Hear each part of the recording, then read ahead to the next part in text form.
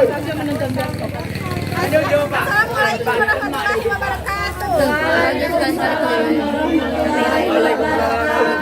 Baiklah, kami di sini ingin mempresentasikan hasil diskusi kami kemarin tentang bagaimana meraih berkah dengan mewaris. I am the camp and the food. Siapa yang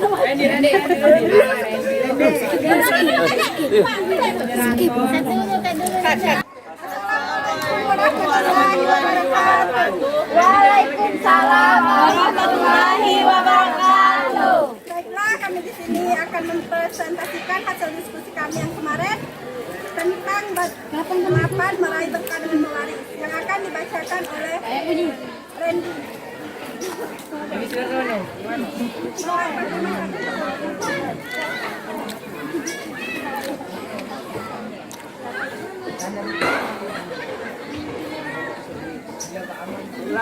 Di sini saya akan menjelaskan. Tadarus Al-Quran, menganalisis dan mengevaluasi ketentuan waris dalam Islam.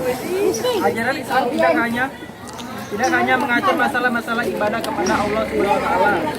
Islam juga mengatur hubungan manusia dengan sesamanya, yang di dalamnya termasuk masalah kewarisannya.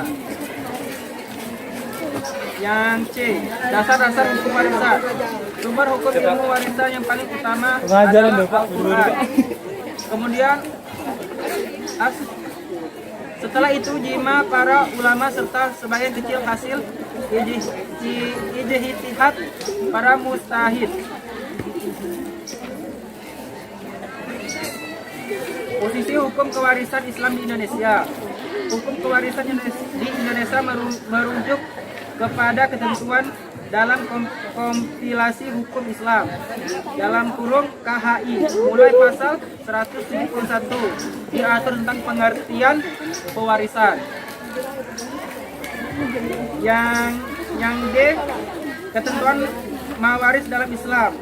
Ahli warisan, jumlah ahli warisan yang berhak menerima harta warisan dari seseorang meninggal dunia ada 25 orang, yaitu 15 orang dari ahli warisan pihak lelaki yang bisa disebut warisan asab. Sekian penjelasan dari saya. Terima kasih.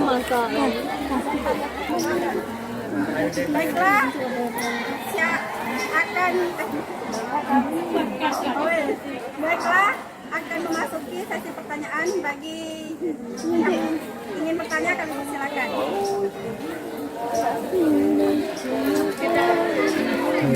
Kamu punya posisi kan? Tanya lawan tanya. 70-an.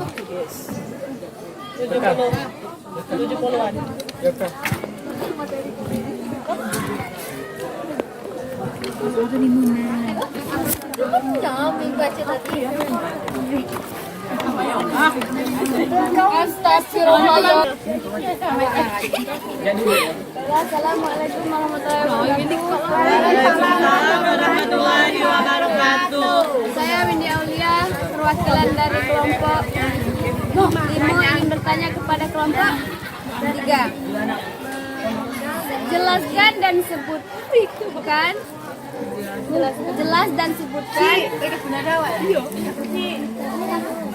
yang berhak menerima waris dan yang tidak berhak menerima waris dan sebab-sebabnya. Baiklah, saya perwakilan dari kelompok 2 ingin bertanya hal-hal apa saja yang perlu dilakukan.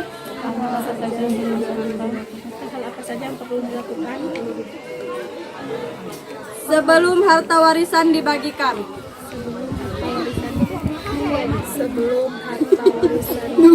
Hal apa saja yang perlu dilakukan sebelum harta warisan dibagikan. Terima kasih. Assalamualaikum warahmatullahi wabarakatuh. Waalaikumsalam warahmatullahi wabarakatuh. Saya mewakili dari kelompok 4 yang bertanya, apa yang dimaksud dengan asabah binasab atau hubungan nasab? Asabah binasab atau hubungan nasab.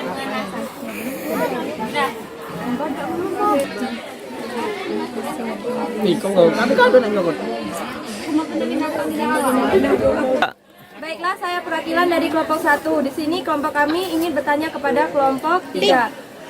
Apabila seorang cucu mendapat warisan dari kakeknya, apakah ahli waris berhak mendapatkan warisan tersebut? Jika cucu mendapat warisan dari kakeknya, apakah ahli waris tersebut berhak Kan peninggalan, misalkan begini, misalkan ya, ayahnya sudah meninggal dan meninggalkan harta warisan yang didapat oleh anaknya, oleh kakeknya. Nah, apakah ahli waris tersebut berhak mendapatkan warisan tersebut? Oh, alasannya ngaku Bukan alasan, ini kalau berhak dia.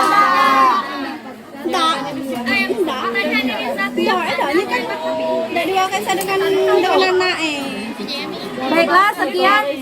Baiklah, sekian pertanyaan dari kelompok kami.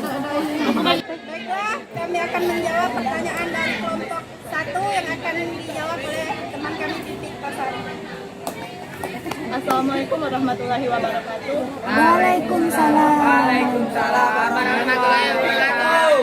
Intinya saya di sini akan menjawab pertanyaan dari kelompok 1. Pertanyaan yaitu, apabila seorang cucu dapat warisan dari kakeknya berhak mendapatkan ahli waris tersebut? Jawabannya yaitu berhak karena masih keturunan atau nasab. Apa nasab? Ada tuh yang Mana nasab apa namanya? Aisyah.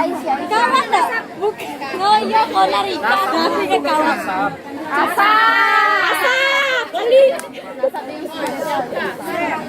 Apakah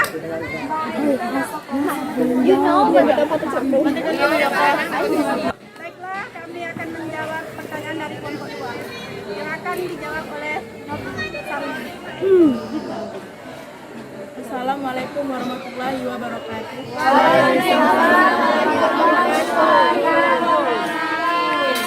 Baiklah, berdirinya saya di sini, saya akan menjawab pertanyaan dari kelompok 2. Hal-hal apa saja yang perlu dilakukan sebelum harta warisan dibagikan? 1. Tidak adanya salah satu penghalang dari penghalang-penghalang untuk mendapatkan warisan. 2. Kematian orang yang diwarisi. 3. Ahli waris hidup pada saat orang yang memberi warisan meninggal dunia.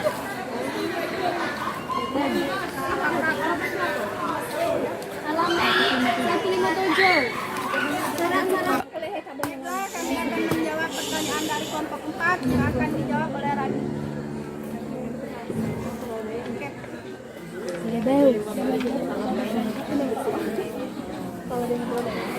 Maksud saya di sini. Assalamualaikum warahmatullahi wabarakatuh.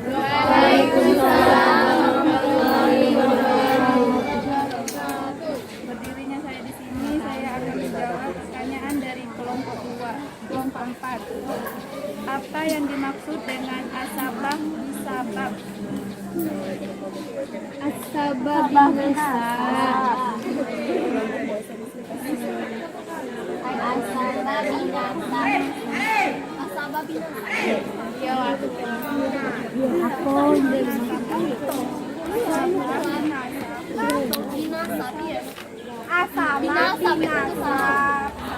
Langkah.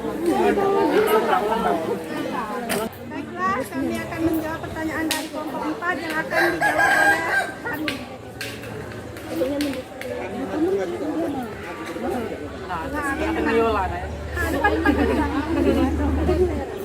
Assalamualaikum warahmatullahi wabarakatuh.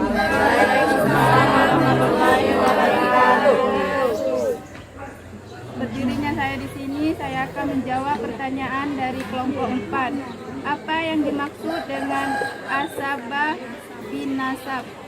Asabah binasab yaitu semua ahli waris laki-laki kecuali suami, saudara laki-laki, saibu dan muti yang merdekakan budak mereka adalah sebagai berikut: 1 anak laki-laki, 2 putra dari anak laki-laki, seterusnya di bawah, 3 ayah, 4 kakek ke atas, 5 saudara laki-laki sekandung, 6 saudara laki-laki seayah, 7 anak saudara laki-laki sekandung dan seterusnya ke bawah, 8 anak saudara laki-laki seayah, 9 paman sekandung, 10 paman seayah, 11 anak laki-laki paman sekandung dan seterusnya ke bawah, 12 anak laki-laki paman seayah dan seterusnya ke bawah.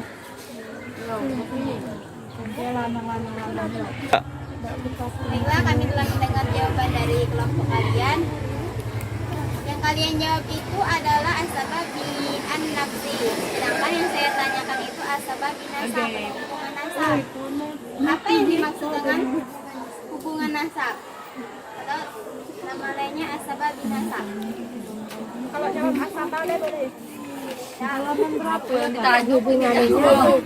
Main apa jawab?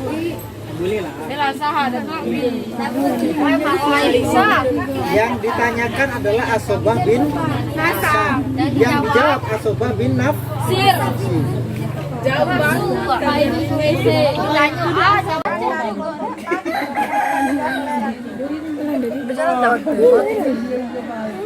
Assalamualaikum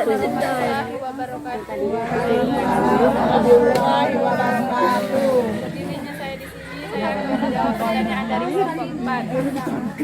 Apa yang dimaksud dengan asabah bin nasab? Asabah bin nasab adalah mereka yang memiliki nasab dengan si mayit tanpa ada unsur perempuan. Oh ya. Oh gitu ya. Kami ya. Baiklah, kami akan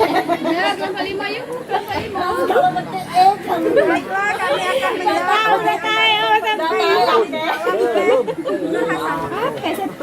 Assalamualaikum warahmatullahi wabarakatuh. Waalaikumsalam warahmatullahi wabarakatuh. Berdirinya saya di sini, saya akan menjawab pertanyaan dari kelompok 5. Coba sororin. Jelaskan dan sebutkan yang berhak menerima waris dan yang tidak berhak menerima waris, beserta sebab-sebabnya. Yang pertama, nasab atau keturunan, yakni kerabat, yaitu ahli waris yang terdiri dari bapak dari orang yang diwarisi atau anak-anaknya beserta jalur kesampingannya saudara-saudara. Yang kedua, pernikahan, yaitu akad yang sah untuk menghalalkan berhubungan suami istri, walaupun suaminya belum menggaulinya serta belum berduaan dengannya. Yang ketiga, wala, yaitu seseorang yang memerdekakan budak laki-laki atau budak wanita. Yang tidak mendapatkan harta, yang tidak berhak menerima warisan. Kekafiran, kerabat yang muslim tidak dapat menerima kerabat yang kafir. Yang kedua, pembunuhan. Jika pembunuhan dilakukan dengan sengaja, maka pembunuh tersebut tidak bisa mewarisi yang dibunuhnya. Yang ketiga, perbudakan. Seorang budak tidak dapat mewarisi ataupun diwarisi. Yang keempat, perzinaan. Seorang anak yang terlahir dari hasil perzinaan tidak dapat diwarisi. Yang terakhir, lian. Anak suami istri yang melakukan lian tidak dapat mewarisi dan diwarisi bapak. Sudah. Baiklah, saya telah mendengar penjelasan dari kelompok 3 tentang pertanyaan saya. Di sini saya akan menjaga yang dijelaskan tadi sebab-sebabnya saja, kan?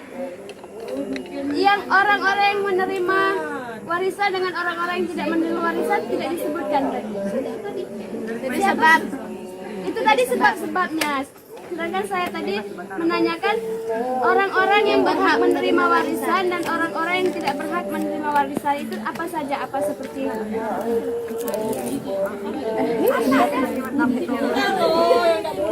layot. Kan tadi apa ini?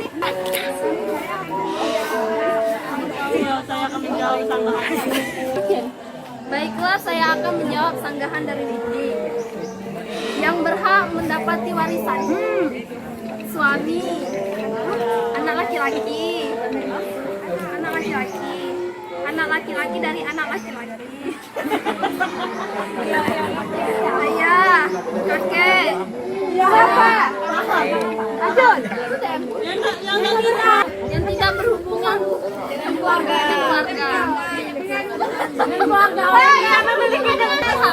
Iya, yang tidak berhak. Seorang anak yang terlahir dari hasil perzinahan tidak dapat diwarisi dan mewarisi bapaknya. Berarti anak di luar nikah. Singkat, Pak, jangan setengah sampai. Baiklah, selesailah hasil diskusi kami.